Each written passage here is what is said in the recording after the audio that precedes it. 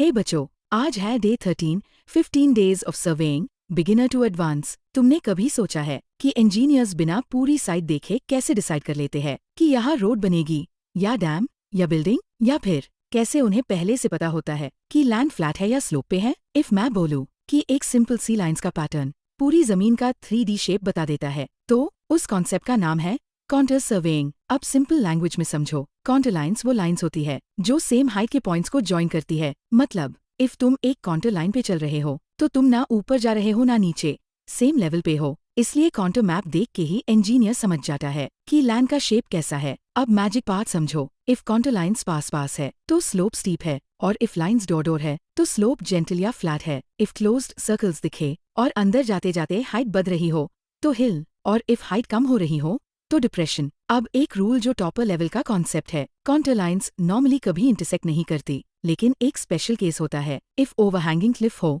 तो counter lines intersect कर सकती है, और इफ लाइंस इतनी क्लोज हो जाए कि ऑलमोस्ट एक दूसरे को टच कर रही हो तो समझ जाओ वर्टिकल क्लिफ। एक इम्पॉर्टेंट टर्म कॉन्टर इंटरवल, ये होता है हर दो लाइंस के बीच का फिक्स्ड हाइट डिफरेंस, और ये हमेशा कांस्टेंट होता है। इफ ये चेंज हो गया तो पूरा मैप गलत हो जाएगा। अब समझो इसका रियल यूज। कॉन्टर सर्वेइंग बिना देखे ही इंजीनियर को हेल्प करता है। रोड प्लानिंग, कहाँ से स्मूथ रोड जाएगी? ड्रेनेज, पानी किधर फ्लो करेगा? डैम कंस्ट्रक्शन, बेस्ट लोकेशन कौन सी है? साइट सिलेक्शन, बिल्डिंग सेफ होगी या नहीं? मतलब ये सिर्फ लाइंस नहीं है, ये एक इंजीनियर का विजन मैप है। इफ कॉन्टर ना होता तो इंजीनियरिंग सिर्फ ट्रायल एंड एरर होती। सो नेक्स्ट टाइम जब तुम कोई परफेक्टली प्लान रोड या डैम देखो, याद रखना पीछे कॉन्टर सर्वेइंग का साइलेंट मैजिक होता है।